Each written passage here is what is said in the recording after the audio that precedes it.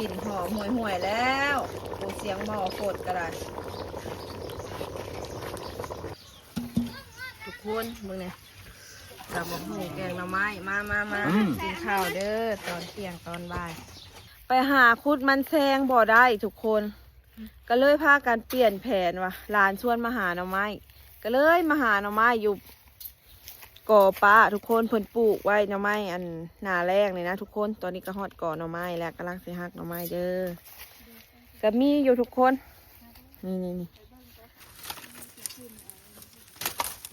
เจ้าต้องได้ขึ้นแล้วผูกมันอยู่สูงอ่ะพอดถือซิเมื่อแกงกินกับเด็กๆนี่แหละทุกคนกับหลานๆนี่แหละเอื้อยเพิ่นสิขึ้นปีนเอาทั้งเทิงนะแหนงใหญ่เลย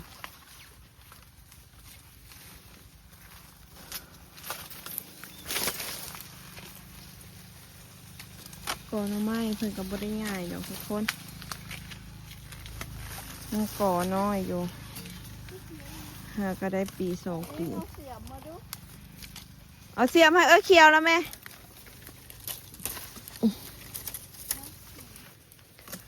เอามาอีกดิ้งเสียม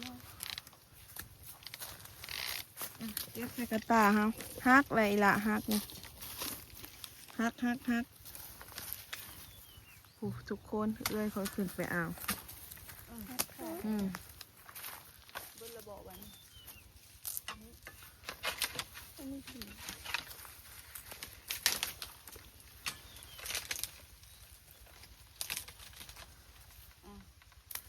เก็บใส่เสียมไปดิหามันแซงบ่ได้ก็มาหาหน่อไม้ป่านนี้ทุกคนเอ้ย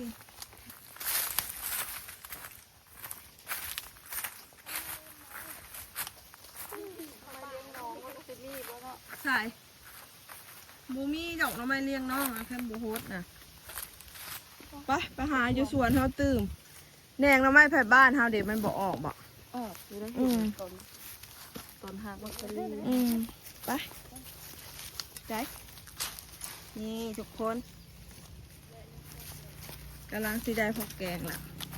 เดี๋ยวเขาไปหาตื่มอีกอยู่สวนเขา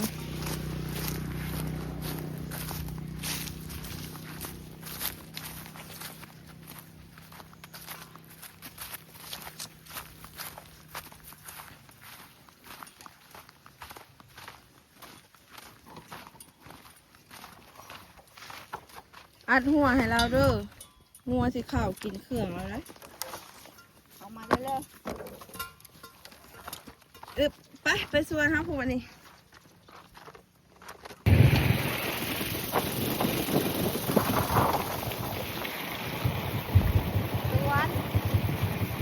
มาสวน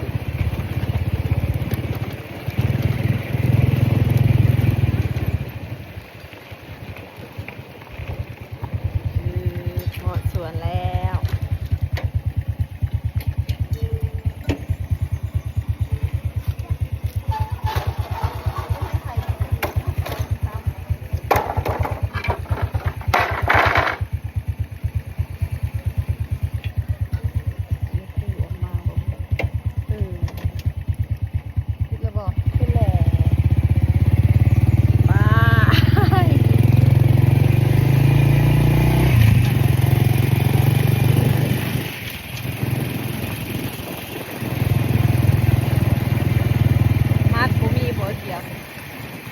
เคียวบริตัดหอบเปย์บ่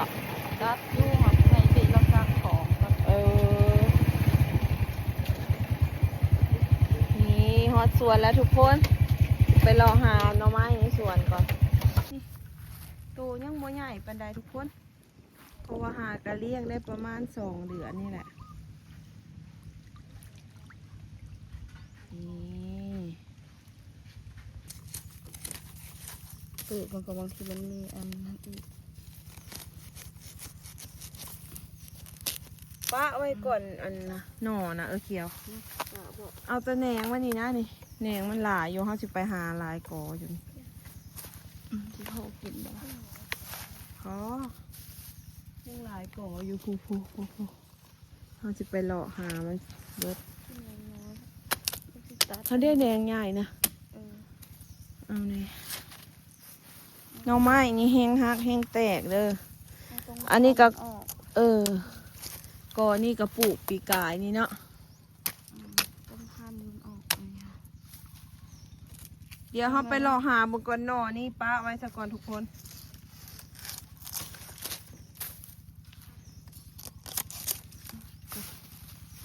เชื่องไว้ก็ ไอ้หอยคนมาเห็นผัดยืมมือเข้ามาเอาเลย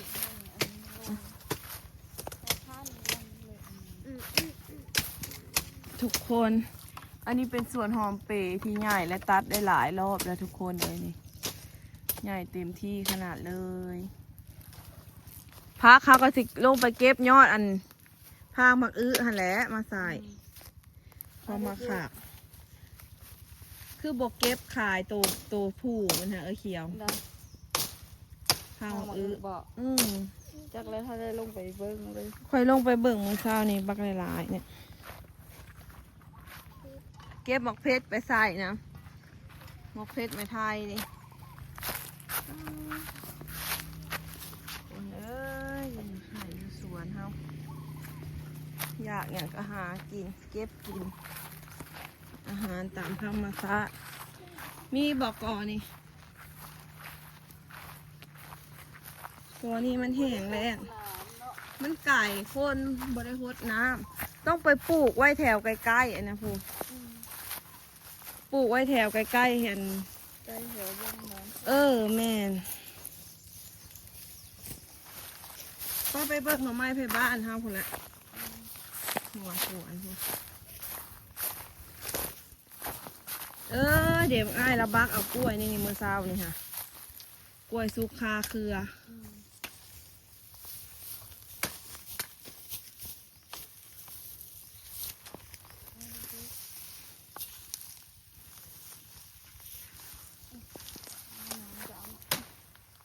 มันลงไป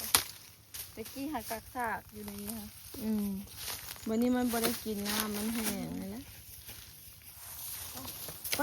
ไปหัวสวนพวกไปเบิ่งก่อนนั้นแค่นั้นได้บ่พอแกงก่อนนะเฮากะมาเอาหน่อที่เฮาเห็นก่อนเมื่อกี้นี่ไม่ได้แหนงนะไม่เลี้ยงน้อง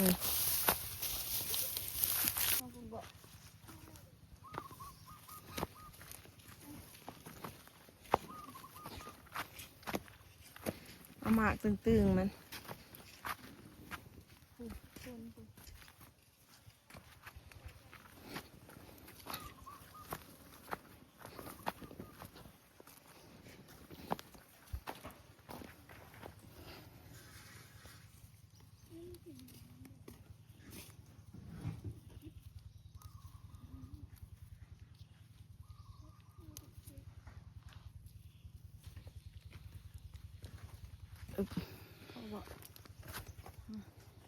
สะออนมะเพชรพอดีกันปะ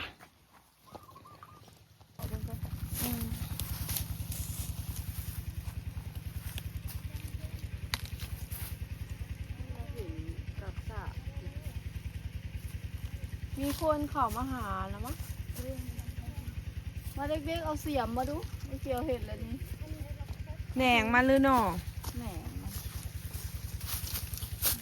ช่วงนี้เราบ่ได้โฮดมักซารีเนาะหาได้แหนงบักง่ายนึงทุกคนนี่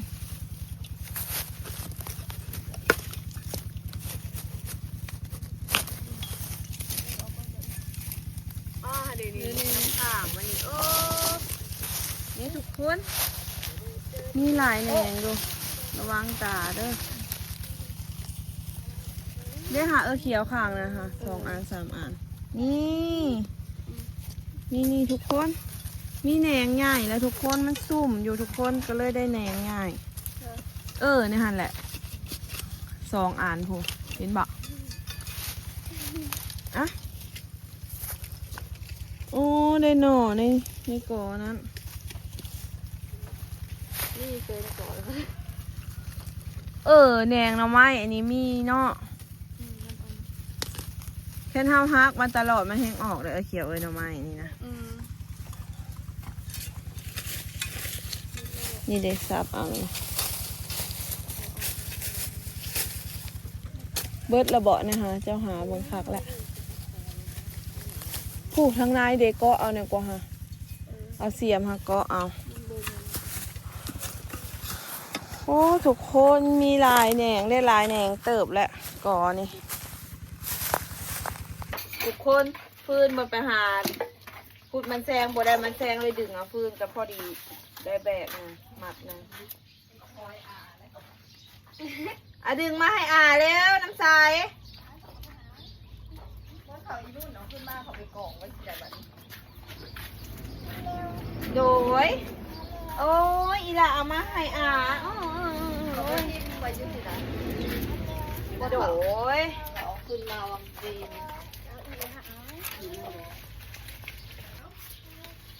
แบ่งไว้นะครับบอกไม่ได้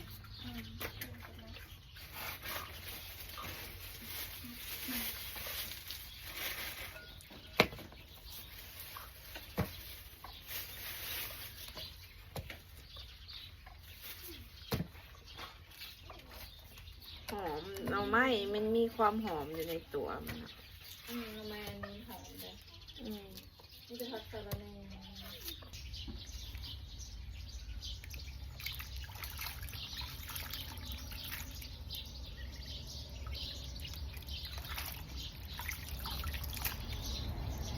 เพราะว่าแส่ไว้แล้วก็น้ำ1-3แล้วทุกคน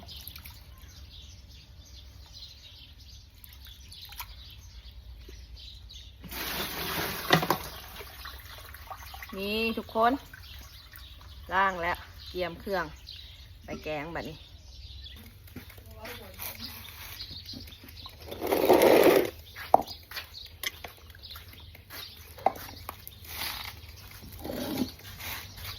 ตำข้าวเบื่อทุกคนเบิ่งโคกก็สาคอยนู้นนี่ เงินแม่คอยเด้อนี่เด้อ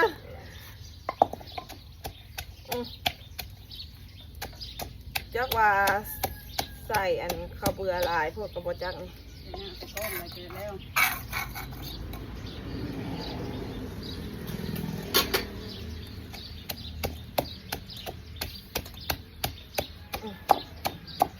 แกงโบเพชรปันไดใส่ลูกโดดเอา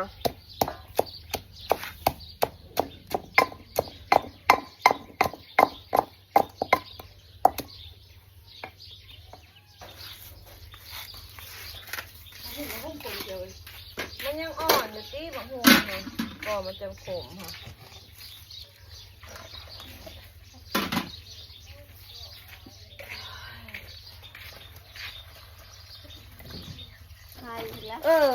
มื้อนี้คืออากาศอันบ่หนาวเนาะมื้อนี้ใส่ปลาแดกตอนเด้อปลาแดกตอนเมื่อยได้เลยว่าเมื่อยได้เลยว่าเมื่อยได้เลยว่า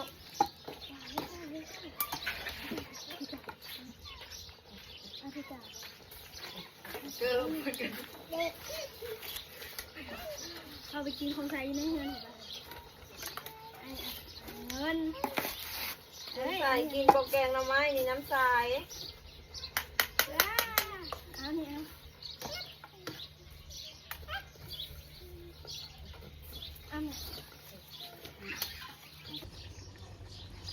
นุ่นล้างถ้วยทุกคน พอได้ไปโรงเรียน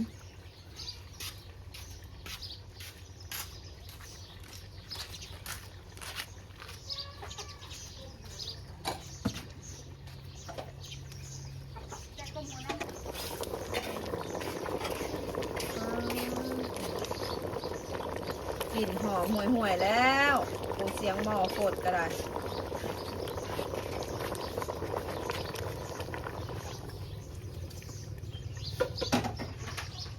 นุ่นล้างถ้วยตามแล้วเคี้ยวมะฮุง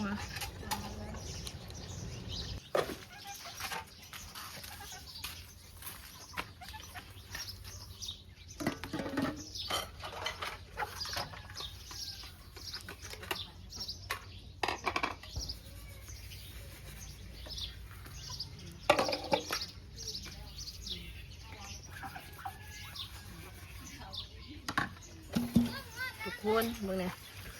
ตำบักหุ่งแกงหน่อไม้มากินข้าวเด้อตอนเที่ยงตอนบ่าย มีคนที่ตามอยู่บ่เนี่ย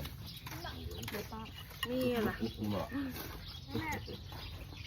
เดี๋ยวผมมียา เค็มเนาะ นัวแกง จำหงเอาบ่นาง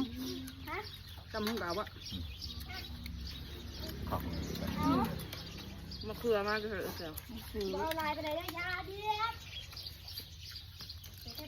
ตักไหมแกงหน่อไม้ได้คดี พูดหม้อ แล้วมาตัก เอา เอา เด็กๆตักเอาบ่ได้มีตีนไก่ได้มื้อนี้ค่ะแกงแบบลาวๆบ้านเฮา สงสัยบอกกิน หมาน้อยตัวนั้นมือลมลุก อืม หัวต้นเลยเขา พอจะรับละ เอานอนหมดหัวต้นเอาหัวมาต้นเลยอยู่ทีลากก็เมื่อยไปกวนนะ ตักเอาหน่อย มันบ่เจาะมันเลื่อนมันกระปุง มันเป้าอยู่ผู้เดียวมันพูดแตกเลย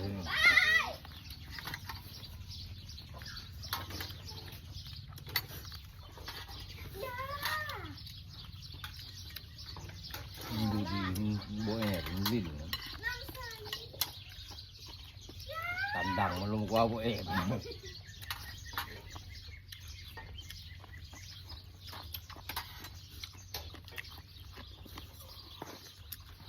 แซ่บทุกคน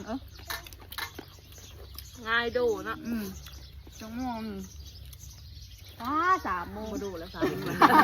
มันจะทำไหม ก็คำ แล้วแรง หมดแล้วแหละยาก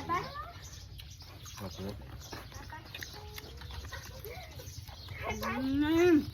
เบ้ง น้องสิเกลือเลยค่ะ ของอีแม่ได้ถ้วค่ะเพราะใส่น้ำตาลพวกดักไว้แบบ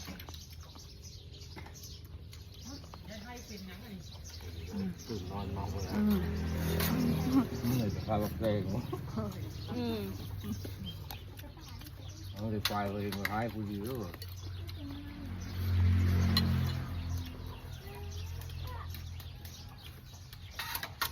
ตัดออกตัดออกแล้วเอานายมันมาซับใส่ไม้ไปเนี่ยเจ้าอยากกล้า เลยความปลูกเยอะไม่ยังแต่ อืม พิสูจน์เลยนะคนที่โตคนเป่งน้ำจะกระโดดมันแน่นหมดเลยบ่ เราเป็นน้ำเรากล้า เล เลย ยลงไปฮะนี่มันพุทธคล้องเลยอ่ะน้ำห้องน้ำไหลลงไปแน่นหลายมัน แซ่บแซ่บกับหมกหุ่งกับผูเบิร์ดแกงหน้ำไม้กับเบิร์ดง่ายดู 3 โมงแลง ทุกคนก็สำหรับคลิปนี้ก็สิขอฝากไว้สำนี้ก่อนเด้อคลิปหน้าพอกันใหม่อย่าลืมกดไลค์กดแชร์กดติดตามซ่องมิวสาวขมวนในเด้อขอบใจ เอาจุกเอามา